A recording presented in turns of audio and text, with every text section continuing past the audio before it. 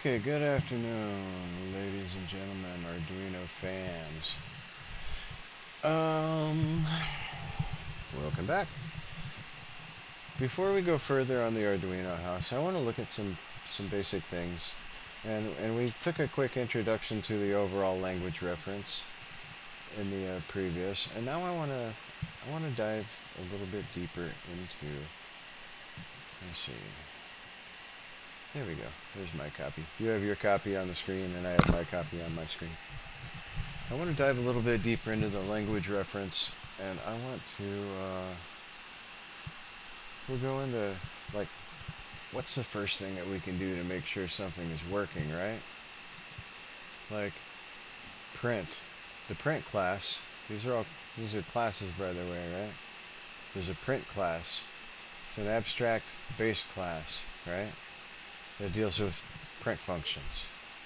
Common interface for printing data, right? To print output devices, or printing data to different output devices. It defines several methods. If you remember earlier, we said methods are usually attached to a class or an object.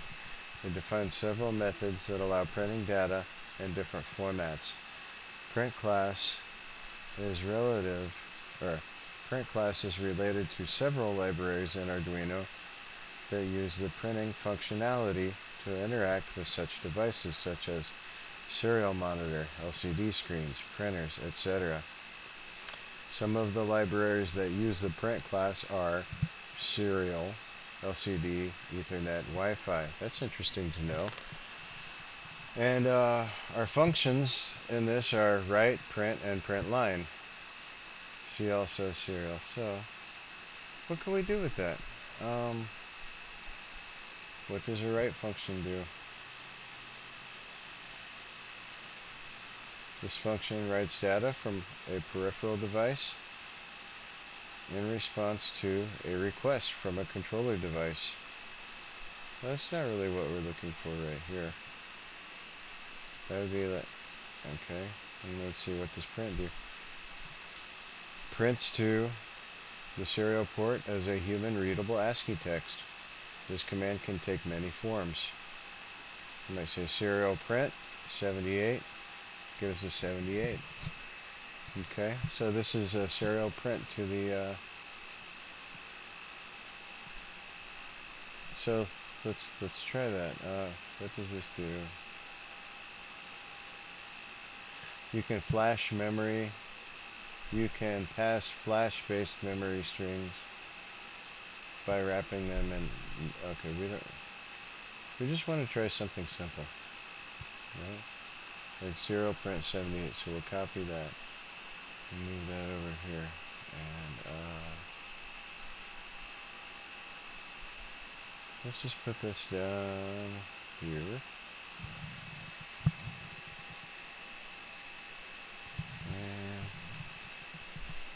And let's run this and see what happens. We're compiling a sketch.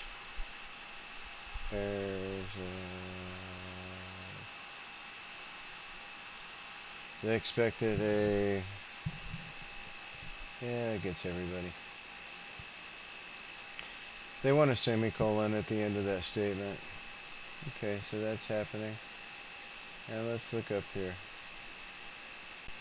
in our serial monitor. Done uploading. We should have serial plotter. No, not plotter.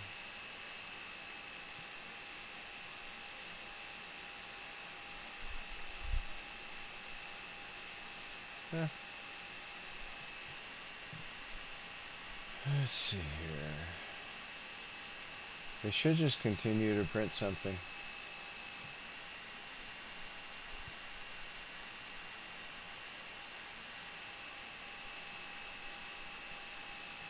Yeah, like what's this here? Okay.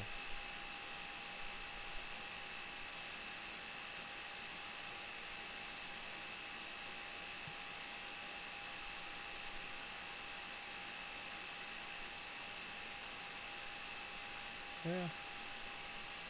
Huh. So how do we get that to work, huh? Serial parameters. The function admits the following of its serial port. So we didn't set up a serial port, did we? Loser. So what do we do? Well, we come back over here and we say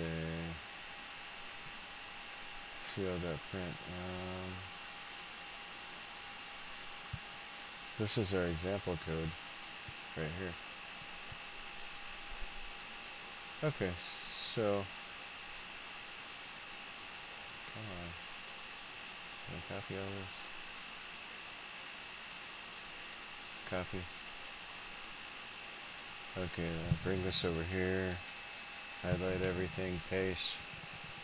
And then we look at the top, void setup, serial.begin. That opens our serial port at 96 baud per second. We guessed accurately at that one. Okay. Then we're going to print labels, no format, prints a label. Okay, print. Let's just run it. So print line prints a carriage returned. And we'll see that happening.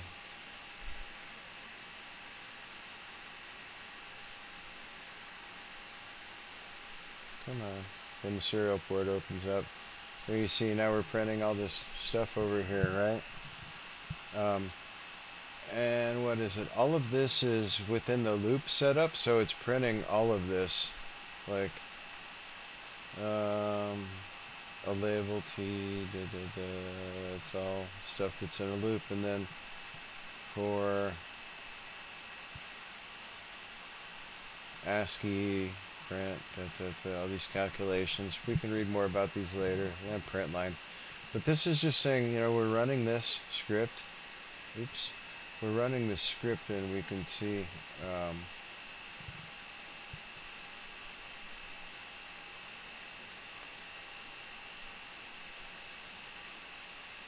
there. We're running this script and we can see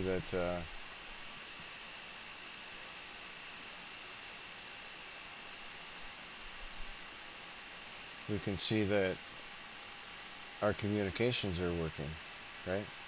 So that's all we're doing on this script right here is okay, so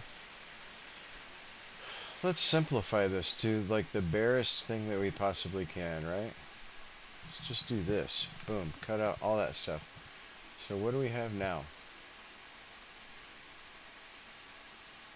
Why is it important that we do this? Because we want to make changes and we want to see a predictable result. So that's why we're doing this.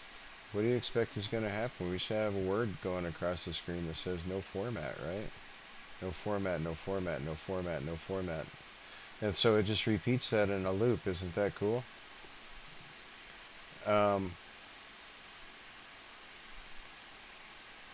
So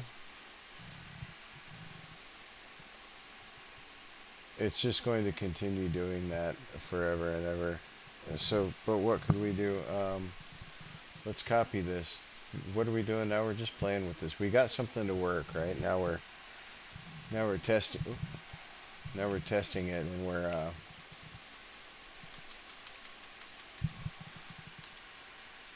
hello. No format. Hello.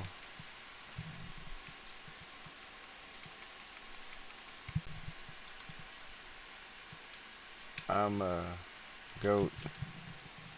Okay. And we're just going to run it. And shorten this up a little bit. So it's running now, right? And you see, there it is in the bottom of our console. Come on. And you see it continues on and on and on. Oh, hang on. Let me bring this up.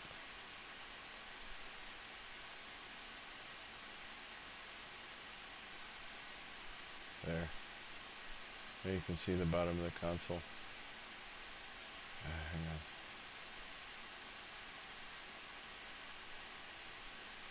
Trying to resize this one specific window.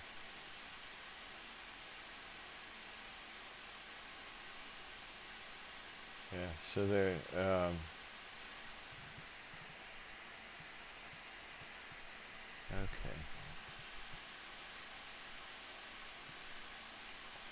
So you see down in the console where everything is, but let's do something different because that's all continuing off in one direction. And we had another method we could use, println, println, println, and now when we run that, we're going to get something different.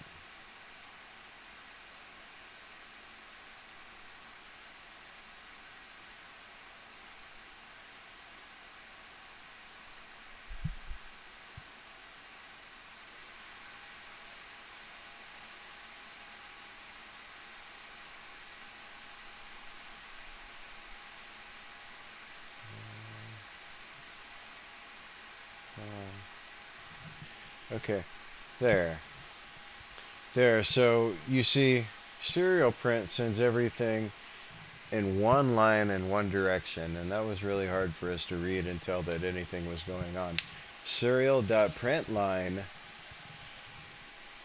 puts a carriage return at the end of everything. So now you see we're just going off indefinitely, always continuing this loop of printing these three words over, or these three lines over and over and over again.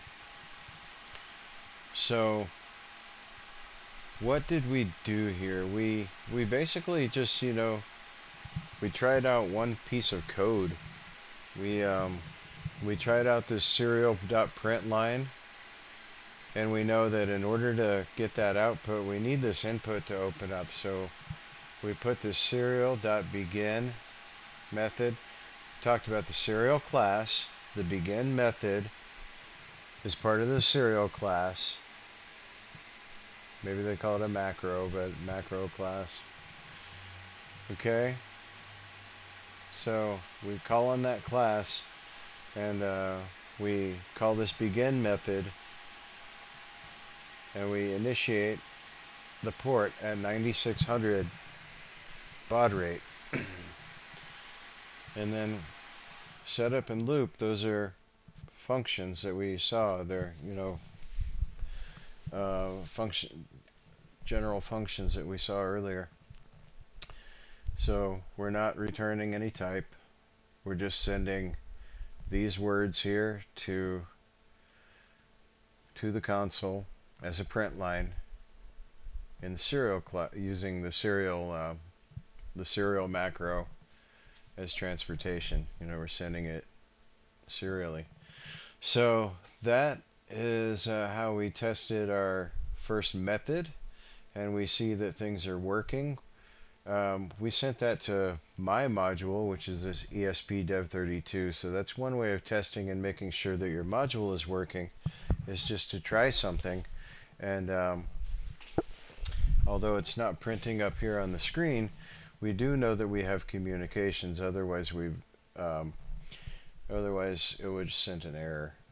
So this serial.println is actually a very important tool that we're going to use later, because we'll throw that in if we're trying to create a new method, or we're trying to test something's failing. We might try and throw in a serial print line that in certain places. That way, if it does happen to break there, then we will know that error.